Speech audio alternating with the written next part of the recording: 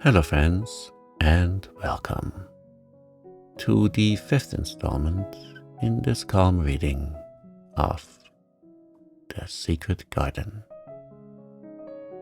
Tonight I will be reading for you chapters 13 and 14. Let us begin these chapters. Chapter 13. I am Colin. Mary took the picture back to the house when she went to her supper, and she showed it to Martha. "Eh," said Martha with great pride. "I never knew our Dickon was as clever as that. That there's a picture of a missel thrush on her nest, as large as life and twice as natural." Then Mary knew Dickon had meant the picture to be a message.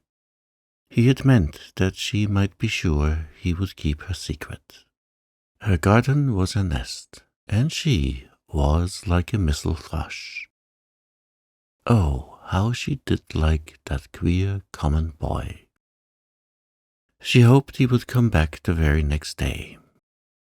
And she fell asleep looking forward to the morning.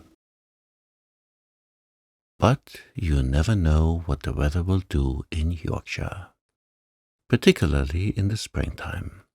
She was awakened in the night by the sound of rain beating with heavy drops against her window. It was pouring down in torrents, and the wind was wuthering round the corners and in the chimneys of the huge old house. Mary sat up in bed and felt miserable and angry. "The rain is as contrary as I ever was," she said. "It came because it knew I did not want it." She threw herself back on her pillow and buried her face. She did not cry, but she lay and hated the sound of the heavily beating rain. She hated the wind and its wuthering. She could not go to sleep again. The mournful sound kept her awake because she felt mournful herself.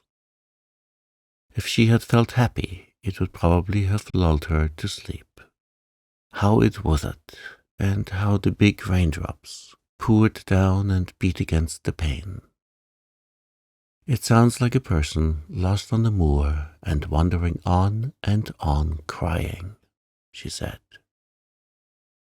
She had been lying awake, turning from side to side for about an hour, when suddenly something made her sit up in bed and turn her head toward the door, listening. She listened and she listened. "It isn't the wind now," she said in a loud whisper. "That isn't the wind. It is different. It is that crying I heard before." The door of her room was ajar, and the sound came down the corridor. A far-off faint sound of fretful crying. She listened for a few minutes, and each minute she became more and more sure. She felt as if she must find out what it was. It seemed even stranger than the secret garden and the buried key. Perhaps the fact that she was in a rebellious mood made her bold. She put her foot out of bed and stood on the floor. "I'm going to find out what it is," she said. "Everybody is in bed, and I don't care about Mrs. Medlock. I don't care." There was a candle by her bedside, and she took it up and went softly out of the room. The corridor looked very long and dark, but she was too excited to mind that.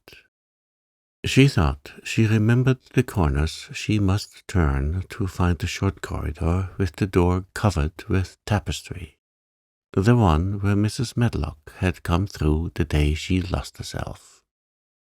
The sound had come up that passage, so she went on with her dim light, almost feeling her way her heart beating so loud that she fancied she could hear it. The far-off faint crying went on and led her. Sometimes it stopped for a moment or so and then began again. Was this the right corner to turn? She stopped and thought. Yes, it was. Down this passage, and then to the left, and then up 2 broad steps, and then to the right again.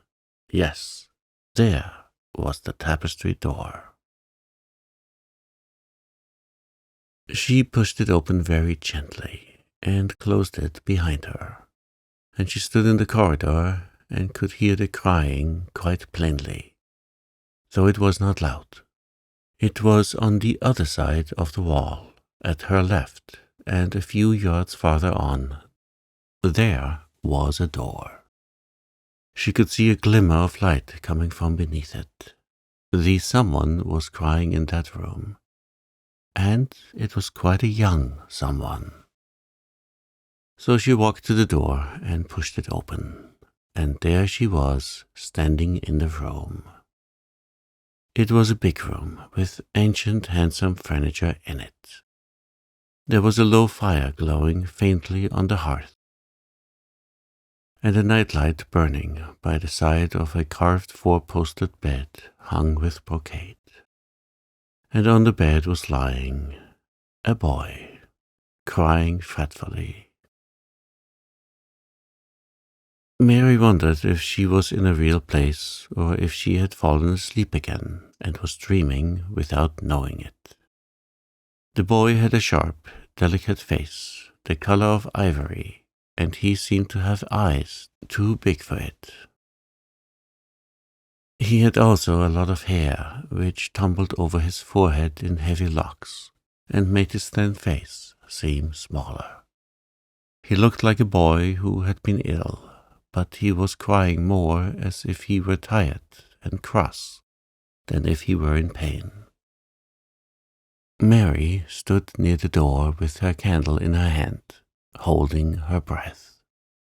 Then she crept across the room, and, as she drew nearer, the light attracted the boy's attention, and he turned his head on his pillow and stared at her, his grey eyes opening so wide that they seemed immense. "Who are you?" he said at last in a half-frightened whisper. "Are you a ghost?" "No, I'm not," Mary answered, her own whisper sounding half-frightened. "Are you one?" He stared and stared and stared. Mary could not help noticing that what strange eyes he had. They were agate grey, and they looked too big for his face because they had black lashes all round them. "No," he replied after waiting a moment or so. "I am Colin." "Who is Colin?" she faltered. "I am Colin Craven. Who are you?" "I am Mary Lennox. Mr. Craven is my uncle." "He is my father," said the boy. "Your father?" gasped Mary. "No one ever told me he had a boy. Why didn't they?" "Come here," he said, still keeping his strange eyes fixed on her, with an anxious expression. She came close to the bed, and he put out his hand and touched her. "You are real, aren't you?" he said. "I have such real dreams very often. You might be one of them." Mary had slipped on a woolen wrapper before she left her room, and she put a piece of it between his fingers. "Rub that and see how thick and warm it is," she said. "I will pinch you a little if you like, to show you how real I am." For a minute I thought you might be a dream too. "Where did you come from?" he asked. "From my own room. The wind withered, so I couldn't go to sleep, and I heard someone crying, and I wanted to find out who it was." "What were you crying for?" "Because I couldn't go to sleep either, and my head ached. Tell me your name again." "Mary Lennox." "Did no one ever tell you I had come to live here?" He was still fingering the fold of her wrapper, but he began to look a little more as if he believed in her reality. "No," he answered, "they daren't." "Why?" asked Mary. "Because I should have been afraid you would see me.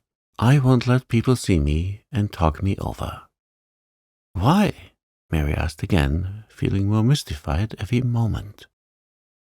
"Because I am like this always, ill and having to lie down. My father won't let people talk me over either. The servants are not allowed to speak about me. If I live, I may be a hunchback, but I shan't live. My father hates to think I may be like him." "Oh, what a queer house this is," Mary said. "What a queer house. Everything is a kind of secret. Rooms are locked up, and gardens are locked up. And you. Have you been locked up?" "No, I stay in this room because I don't want to be moved out of it. It tires me too much." "Does your father come and see you?"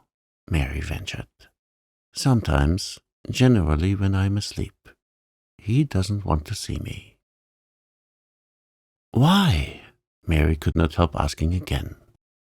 A sort of angry shadow passed over the boy's face. "My mother died when I was born, and it makes him wretched to look at me. He thinks I don't know, but I've heard people talking. He almost hates me." "He hates the garden because she died," said Mary, half speaking to herself. "What garden?" the boy asked. "Oh, just the garden she used to like," Mary stammered. "Have you been here always?" "Nearly always. Sometimes I have been taken to places at the seaside. But I won't stay because people stare at me. I used to wear an iron thing to keep my back straight, but a grand doctor came from London to see me and said it was stupid. He told them to take it off and keep me out in the fresh air. I hate fresh air, and I don't want to go out." "I didn't when first I came here," said Mary. "Why do you keep looking at me like that?" "Because of the dreams that are so real," he answered rather fretfully.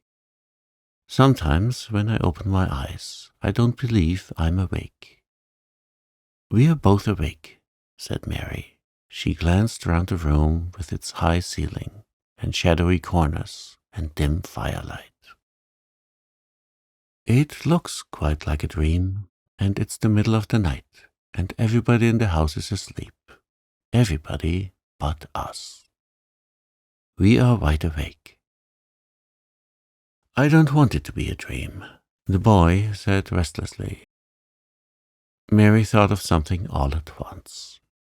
"If you don't like people to see you," she began, "do you want me to go away?" He still held the fold of her wrapper and gave it a little pull. "No," he said. "I should be sure you were a dream if you went. If you are real, sit down on that big footstool and talk. I want to hear about you." Mary put down her candle on the table near the bed and sat down on the cushioned stool. She did not want to go away at all. She wanted to stay in the mysterious, hidden-away room and talk to the mysterious boy. "What do you want me to tell you?" she said. He wanted to know how long she had been at Misselthwaite.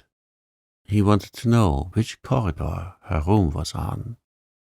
He wanted to know what she had been doing, if she disliked the moor as he disliked it. Where she had lived before she came to Yorkshire. She answered all the questions, and many more, and he lay back on his pillow and listened. He made her tell him a great deal about India and about her voyage across the ocean. She found out that because he had been an invalid, he had not learned things as other children had. One of his nurses had taught him to read when he was quite little, and he was always reading and looking at pictures in splendid books. Though his father rarely saw him when he was awake, he was given all sorts of wonderful things to amuse himself with. He never seemed to have been amused, however. He could have anything he asked for, and was never made to do anything he did not like to do. "Everyone is obliged to do what pleases me," he said indifferently.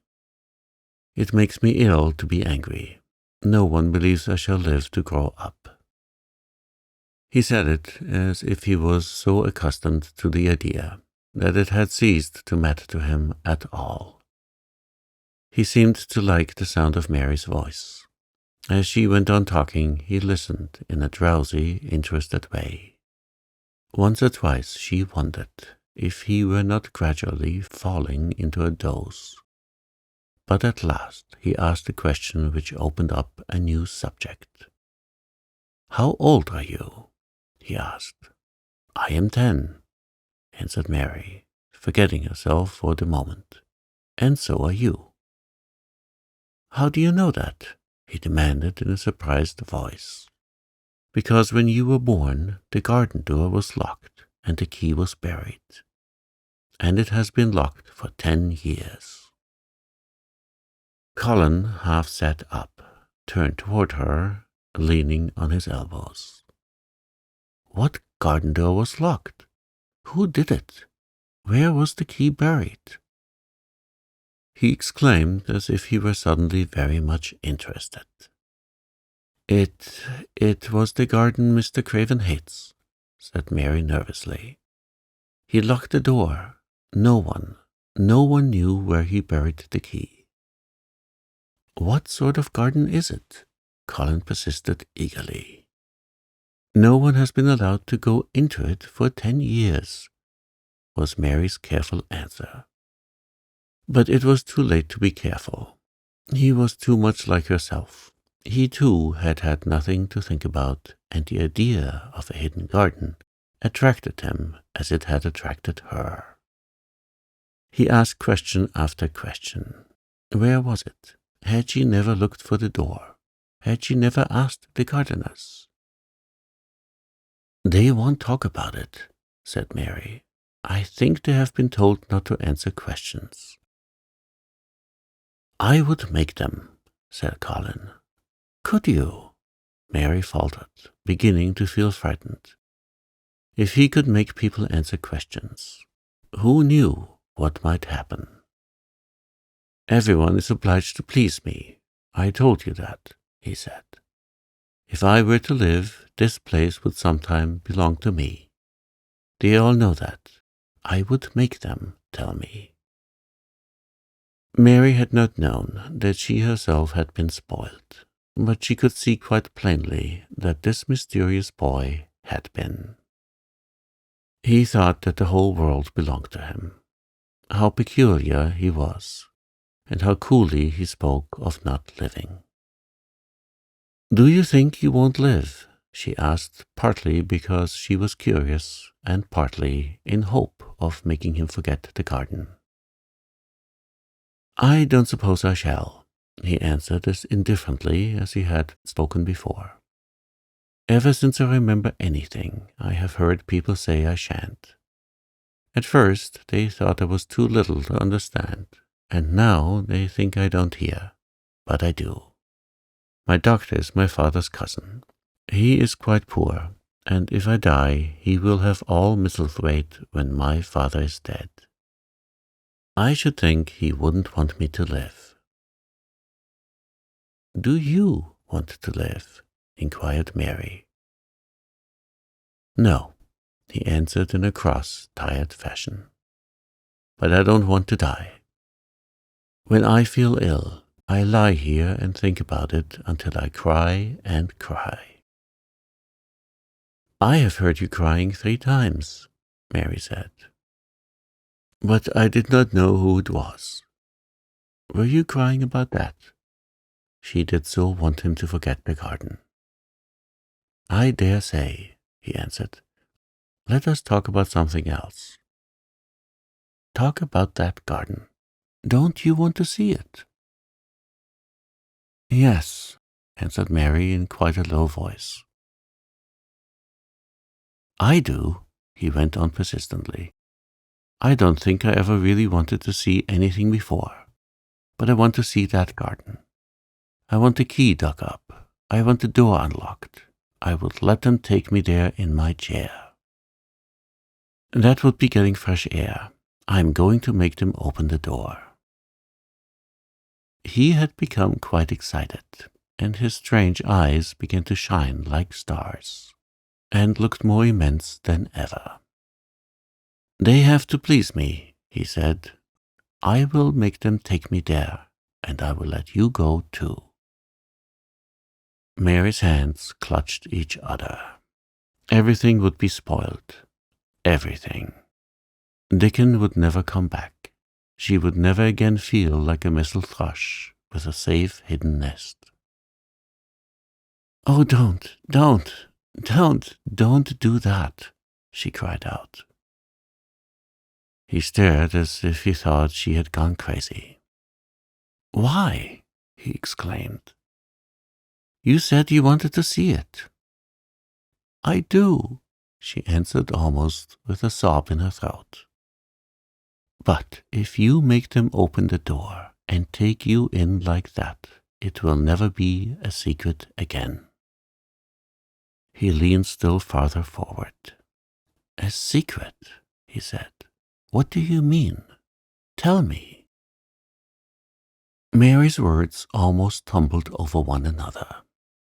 You see, she panted. "If no one knows about ourselves, if there was a door hidden somewhere under the ivy, if there was, and we could find it, and if we could slip through it together and shut it behind us, and no one knew anyone was inside, and we called it our garden and pretended that we were missel thrushes and it was our nest, and if we played there almost every day and dug and planted seeds and made it all come alive." "Is it dead?" he interrupted her. "It soon will be if no one cares for it," she went on. "The bulbs will live, but the roses—" He stopped her again, as excited as she was herself. "What are bulbs?" he put in quickly. "They are daffodils and lilies and snowdrops. They are working in the earth now, pushing up pale green points, because spring is coming." "Is the spring coming?" he said. "What is it like? You don't see it in rooms if you are ill."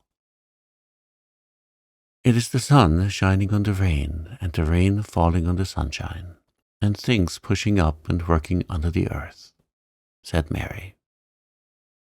"If the garden was a secret, and we could get into it, and we could watch the things grow bigger every day, and see how many roses are alive, don't you see? Oh, don't you see how much nicer it would be if it was a secret?" He dropped back on his pillow and lay there with an odd expression on his face. "I never had a secret," he said, "except that one about not living to grow up.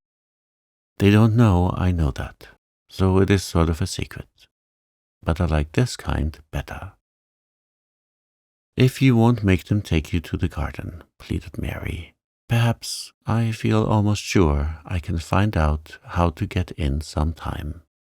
And then, if the doctor wants you to go out in your chair, and if you can always do what you want to do, perhaps, we might find some boy who would push you, and we could go alone, and it would always be a secret garden." "I should like that," he said very slowly, his eyes looking dreamy. "I should like that. I should not mind fresh air in a secret garden. Mary began to recover her breath and feel safer, because the idea of keeping the secret seemed to please him. She felt almost sure that if she kept on talking and could make him see the garden in his mind, as she had seen it, he would like it so much that he could not bear to think that everybody might tramp into it when they chose. "I'll tell you what I think it would be like if we could go into it," she said. "It has been shut up so long, things have grown into a tangle, perhaps." He lay quite still and listened while she went on talking about the roses which might have clambered from tree to tree and hung down, about the many birds which might have built their nests there because it was so safe. And then she told him about the robin and Ben Weatherstaff, and there was so much to tell about the robin, and it was so easy and safe to talk about it, that she ceased to be afraid. The robin pleased him so much that he smiled until he looked almost beautiful. And at first Mary had thought that he was even plainer than herself, with his big eyes and heavy locks of hair. "I did not know birds could be like that," he said. "But if you stay in a room, you never see things. What a lot of things you know. I feel as if you had been inside that garden." She did not know what to say, so she did not say anything. He evidently did not expect an answer, and the next moment he gave her a surprise. "I am going to let you look at something," he said. "Do you see that rose-colored silk curtain hanging on the wall over the mantelpiece?" Mary had not noticed it before, but she looked up and saw it. It was a curtain of soft silk hanging over what seemed to be some picture. "Yes," she answered. "There is a cord hanging from it," said Colin. "Go and pull it." Mary got up, much mystified, and found the cord. When she pulled it, the silk curtain ran back on rings, and when it ran back, it uncovered a picture. It was the picture of a girl with a laughing face. She had bright hair tied up with a blue ribbon, and her gay, lovely eyes were exactly like Colin's unhappy ones, agate grey and looking twice as big as they really were, because of the black lashes all around them. "She is my mother," said Colin, complainingly. "I don't see why she died. Sometimes I hate her for doing it." "How queer," said Mary. "If she had lived, I believe I should not have been ill always," he grumbled. "I dare say I should have lived too, and my father would not have hated to look at me. I dare say I should have had a strong back. Draw the curtain again." Mary did as she was told, and returned to her footstool. "She is much prettier than you," she said, "but her eyes are just like yours. At least they are the same shape and color. Why is the curtain drawn over her?" He moved uncomfortably. "I made them do it," he said. "Sometimes I don't like to see her looking at me. She smiles too much when I am ill and miserable. Besides, she is mine, and I don't want everyone to see her." There were a few moments of silence, and then Mary spoke. "What would Mrs. Medlock do if she found out that I had been here?" she inquired. "She would do as I told her to do," he answered, "and I should tell her that I wanted you to come here and talk to me every day. I am glad you came." "So am I," said Mary. "I will come as often as I can, but," she hesitated, "I shall have to look every day for the garden door." "Yes, you must," said Colin. and you can tell me about it afterward." He lay thinking a few minutes, as he had done before, and then he spoke again. "I think you shall be a secret too," he said. "I will not tell them until they find out. I can always send the nurse out of the room and say that I want to be by myself. Do you know Martha?" "Yes, I know her very well," said Mary. "She waits on me." He nodded his head toward the outer corridor. "She is the one who is asleep in the other room. The nurse went away yesterday to stay all night with her sister, and she always makes Martha attend to me when she wants to go out. Martha shall tell you when to come here." Then Mary understood Martha's troubled look when she had asked questions about the crying. "Martha knew about you all the time," she said. "Yes, she often attends to me. The nurse likes to get away from me, and then Martha comes." "I have been here a long time," said Mary. "Shall I go away now? Your eyes look sleepy." "I wish I could go to sleep before you leave me," he said rather shyly. "Shut your eyes," said Mary, drawing her footstool closer, "and I will do what my ayah used to do in India. I will pat your hand and stroke it and sing something quite low." "I should like that, perhaps," he said drowsily. Somehow she was sorry for him and did not want him to lie awake. So she leaned against the bed and began to stroke and pat his hand, and sing a very low little chanting song in Hindustani. "That is nice," he said more drowsily still, and she went on chanting and stroking. But when she looked at him again, his black lashes were lying close against his cheeks, for his eyes were shut and he was fast asleep. So she got up softly, took a candle, and crept away without making a sound. Chapter 14. A Young Rajah. The moor was hidden in mist when the morning came, and the rain had not stopped pouring down. There could be no going out of doors. Martha was so busy that Mary had no opportunity to talk to her. But in the afternoon she asked her to come and sit with her in the nursery. She came bringing the stocking she was always knitting when she was doing nothing else. "What's the matter with thee?" she asked as soon as they sat down. "Thou looks as if thou'd something to say." I have found out what the crying was," said Mary. Martha let her knitting drop on her knee and gazed at her with startled eyes. "Thou hasn't," she exclaimed. "Never." "I heard it in the night," Mary went on, "and I got up and went to see where it came from. It was Colin. I found him." Martha's face became red with fright. "Eh, Miss Mary," she said, half crying, "thou shouldn't have done it. Thou shouldn't. Thou'll get me in trouble. I never told thee nothing about him, but thou'll get me in trouble. I shall lose my place, and what'll mother do?" "You won't lose your place," said Mary. "He was glad I came. We talked and talked, and he said he was glad I came." "Was he?" cried Martha. "Art thou sure? Thou doesn't know what he's like when anything vexes him. He's a big lad to cry like a baby, but when he's in a passion, he'll fair scream just to frighten us. He knows us daren't call our souls our own." "He wasn't vexed," said Mary.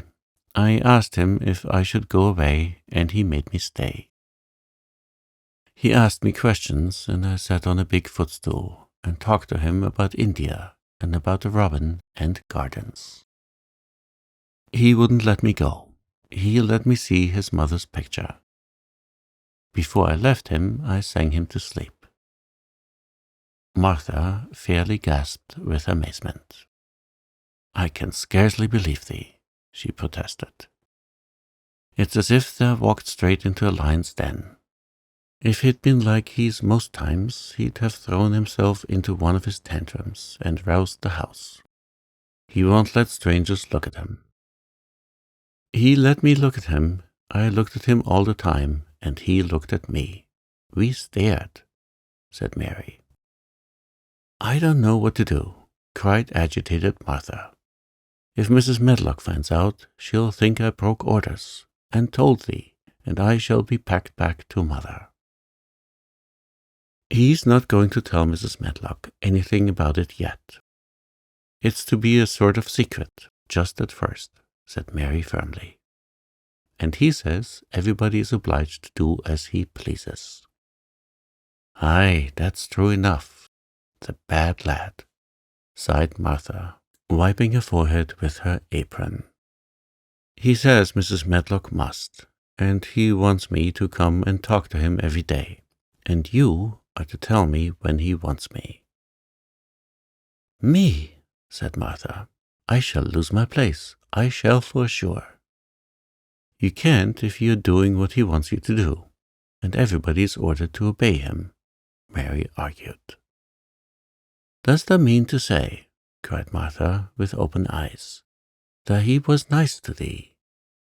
I think he almost liked me, Mary answered.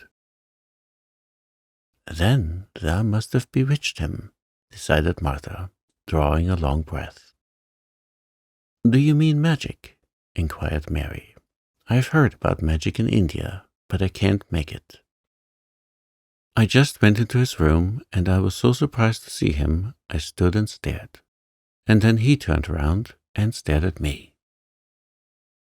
And he thought I was a ghost or a dream, and I thought perhaps he was. And it was so queer, being there all alone together in the middle of the night, and not knowing about each other. And we began to ask each other questions, and when I asked him if I must go away, he said I must not. The world's coming to an end, gasped Martha. What is the matter with him? Asked Mary. Nobody knows for sure and certain, said Martha. Mr. Craven went off his head like when he was born. The doctors thought he'd have to be put in an asylum. It was because Mrs. Craven died, like I told you. He wouldn't set eyes on the baby. He just raved and said it'd be another hunchback like him, and it'd better die. Is Colin a hunchback? Mary asked. He didn't look like one. He isn't yet, said Martha, but he began all wrong. Mother said that there was enough trouble and raging in the house to set any child wrong. They was afraid his back was weak, and they've always been taking care of it, keeping him lying down and not letting him walk. Once they made him wear a brace, but he fretted so, he was downright ill. Then a big doctor came to see him and made them take it off. He talked to the other doctor quite rough, in a polite way. He'd said there'd been too much medicine and too much letting him have his own way. I think he's a very spoiled boy, said Mary. He's the worst young nowt as ever was, said Martha. I won't say as he hasn't been ill a good bit. He has coughs and colds that's nearly killed him 2 or 3 times. Once he had rheumatic fever, and once he had typhoid. Mrs. Medlock did get a fright then. He'd been out of his head, and she was talking to the nurse, thinking he didn't know nothing. And she said, he'll die this time sure enough, and best thing for him and everybody. And she looked at him, and there he was with his big eyes open, staring at her as sensible as she was herself. She didn't know what had happened, but he just stared at her and says, You give me some water and stop talking. Do you think he will die? Asked Mary. Mother says there's no reason why any child should live that gets no fresh air and doesn't do nothing but lie on his back and read picture books and take medicine. He's weak and hates the trouble of being taken out of doors. and he gets cold so easy, and he says it makes him ill." Mary sat and looked at the fire. "I wonder," she said softly, "if it would not do him good to go out into a garden and watch things growing. It did me good." "One of the worst fits he ever had," said Martha, "was one time they took him out where the roses is by the fountain. He'd been reading a paper about people getting something he called rose cold, and he began to sneeze and said he got it. And then a new gardener, as didn't know the rules, passed by and looked at him curious. He threw himself into a passion, and he said he'd looked at him because he was going to be a hunchback. He cried himself into a fever and was ill all night. If he ever gets angry with me, I never go and see him again," said Mary. "He'll have thee if he wants thee," said Martha. "Thou may as well know that at the start." Very soon afterward a bell rang, and she rolled up her knitting. "I dare say the nurse wants me to stay with him a bit," she said. "I hope he's in a good temper." She was out of the room about 10 minutes, and then she came back with a puzzled expression. "Well, thou has bewitched him," she said. "He's up on his sofa with his picture books. He's told the nurse to stay away until 6 o'clock. I'm to wait in the next room. The minute she was gone, he called me to him and say, 'I want Mary Lennox to come and talk to me, and to remember you're not to tell anyone. You better go as quick as you can.'" Mary was quite willing to go quickly. She did not want to see Colin as much as she wanted to see Dickon, but she wanted to see him very much. There was a bright fire on the hearth when she entered his room, and in the daylight she saw it was a very beautiful room indeed. There were rich colors in the rugs and hangings, and pictures and books on the walls, which made it look glowing and comfortable even in spite of the grey sky and falling rain. Colin looked rather like a picture himself. He was wrapped in a velvet dressing gown and sat against a big brocade cushion. He had a red spot on each cheek. "Come in," he said. "I've been thinking about you all morning." "I've been thinking about you too," answered Mary. "You don't know how frightened Martha is. She says Mrs. Medlock will think she told me about you, and then she will be sent away." He frowned. "Go and tell her to come here," he said. "She is in the next room." Mary went and brought her back. Poor Martha was shaking in her shoes. Colin was still frowning. "Have you to do what I please, or have you not?" he demanded. "I have to do what you please, sir," Martha faltered, turning quite red. "Has Medlock to do what I please?" "Everybody has, sir," said Martha. "Well, then, if I order you to bring Miss Mary to me, how can Medlock send you away if she finds it out?" "Please don't tell her, sir," pleaded Martha. "I'll send her away if she dares to say a word about such a thing," said Master Craven grandly. "She wouldn't like that, I can tell you." "Thank you, sir," bobbing a curtsy. "I want to do my duty, sir." "What I want is your duty," said Colin more grandly still. "I'll take care of you. Now go away." When the door closed behind Martha, Colin found Mistress Mary gazing at him, as if he had set her wondering. "Why do you look at me like that?" he asked her. "What are you thinking about?" "I'm thinking about 2 things. "What are they? Sit down and tell me." "This is the first one," said Mary, seating herself on the big stool. "Once in India, I saw a boy who was a Rajah. He had rubies and emeralds and diamonds stuck all over him. He spoke to his people just as you spoke to Martha.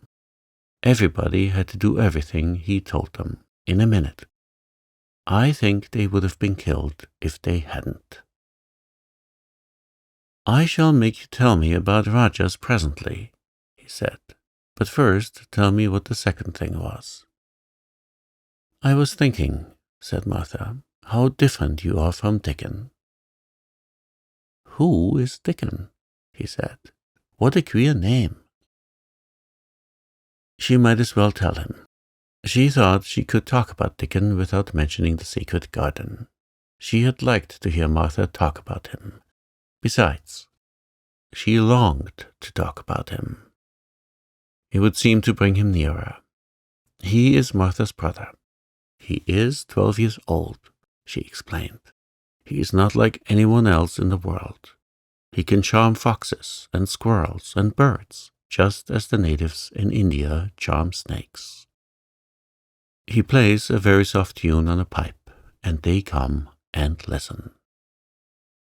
There were some big books on the table at his side, and he dragged one suddenly toward him.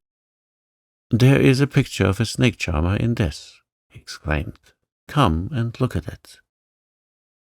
The book was a beautiful one with superb colored illustrations, and he turned to one of them. Can he do that? He asked eagerly. He played on his pipe and they listened, Mary explained. But he doesn't call it magic. He says it's because he lives on the moor so much and he knows their ways. He says he feels sometimes as if he was a bird or a rabbit himself. He likes them so. I think he asked the robin questions. It seemed as if they talked to each other in soft chirps.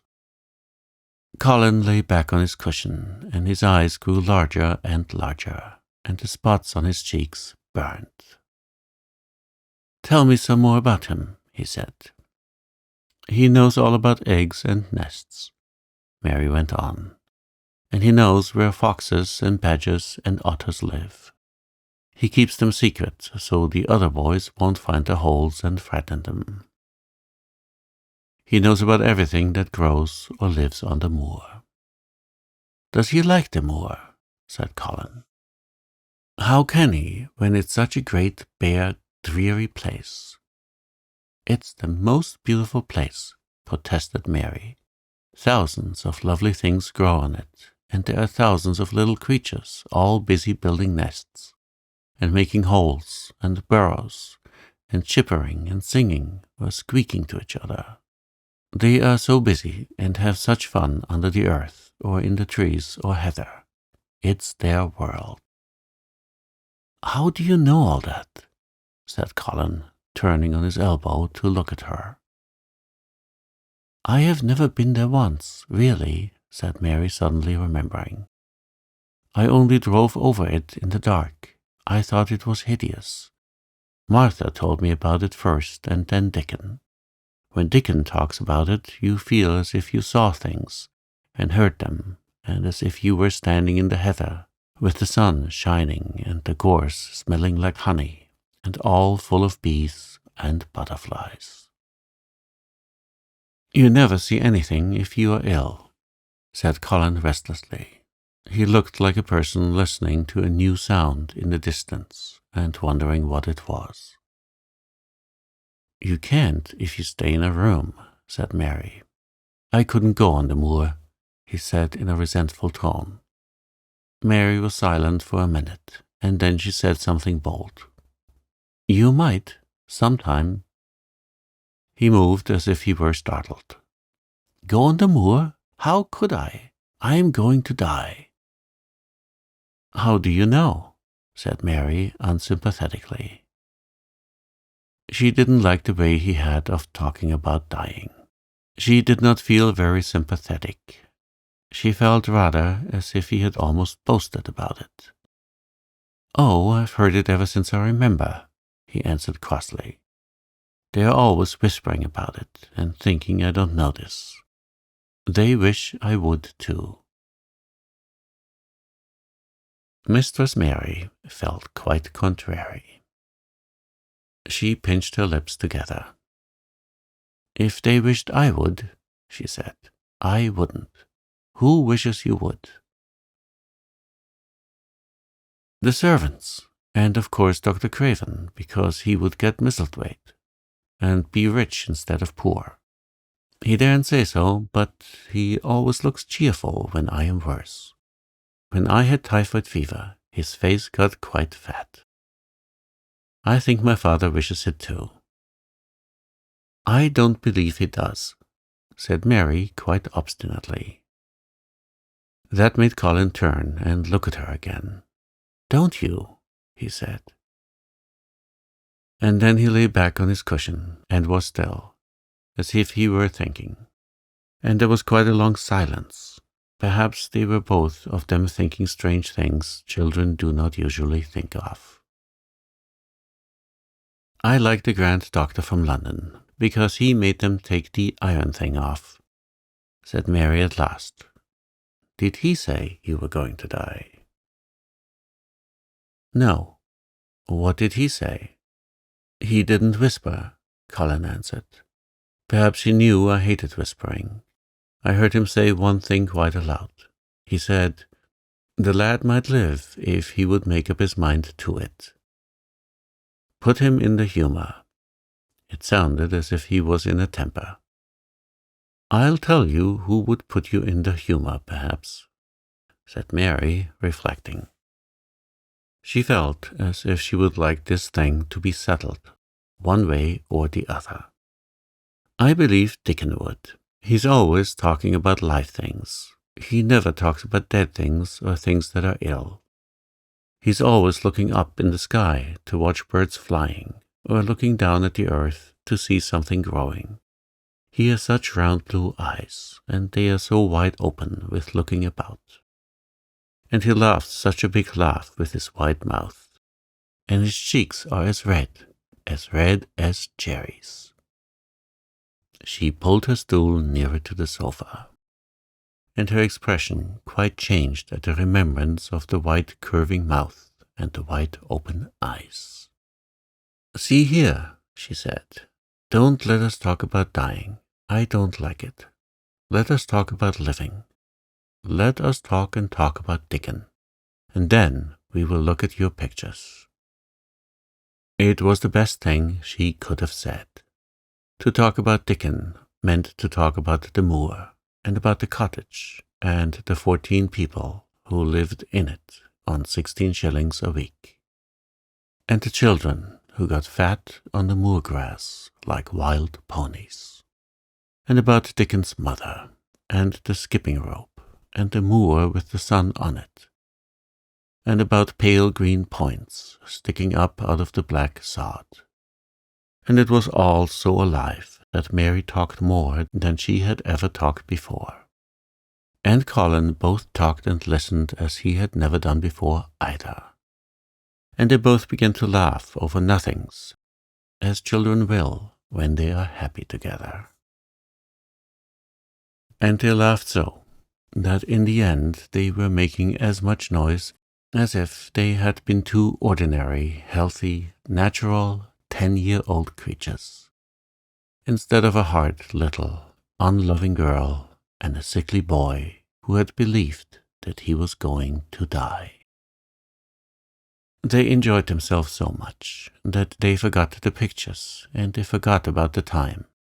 They had been laughing quite loudly over Ben Weatherstaff and his robin, and Colin was actually sitting up as if he had forgotten about his weak back, when he suddenly remembered something. "Do you know there is one thing we have never once thought of?" he said. "We are cousins."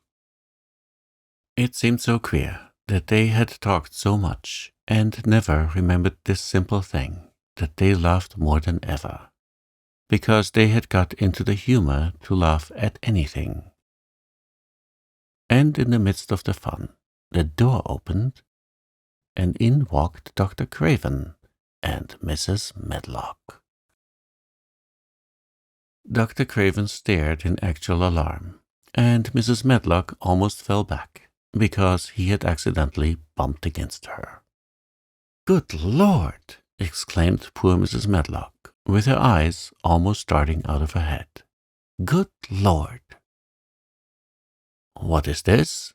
said Mr. Craven, coming forward. "What does it mean?" Then Mary was reminded of the boy Rajah again.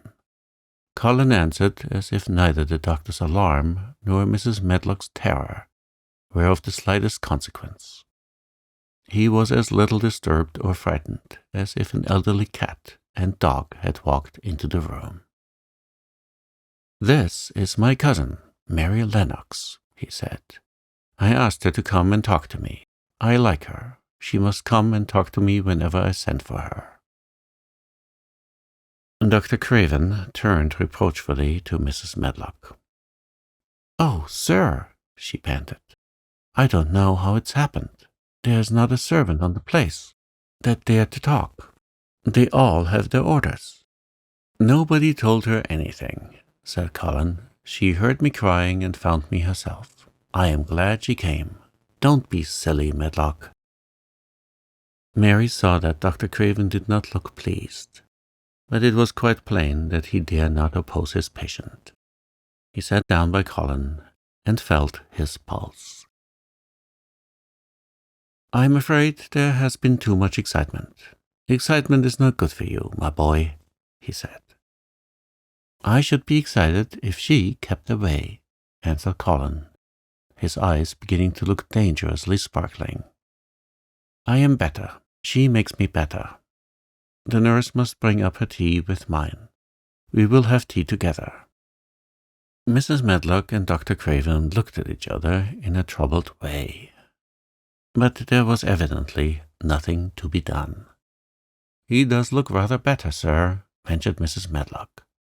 "But, thinking the matter over, he looked better this morning, before she came into the room. She came into the room last night. She stayed with me a long time. She sang a Hindustani song to me, and it made me go to sleep," said Colin. "I was better when I wakened up. I wanted my breakfast. I want my tea now. Tell nurse, Medlock." Dr. Craven did not stay very long. He talked to the nurse for a few minutes when she came into the room, and said a few words of warning to Colin. He must not talk too much. He must not forget that he was ill. He must not forget that he was very easily tired. Mary thought that there seemed to be a number of uncomfortable things he was not to forget. Colin looked fretful, and kept his strange black-lashed eyes fixed on Dr. Craven's face. "I want to forget it," he said at last. "She makes me forget it. That is why I want her." Dr. Craven did not look happy when he left the room. He gave a puzzled glance at the little girl sitting on the large stool. She had become a stiff, silent child again as soon as he entered, and he could not see what the attraction was. The boy actually did look brighter, however, and he sighed rather heavily as he went down the corridor. "They are always wanting me to eat things when I don't want to," said Colin, as the nurse brought in the tea and put it on the table by the sofa. "Now, if you'll eat, I will. Those muffins look so nice and hot. Tell me about Rajah's."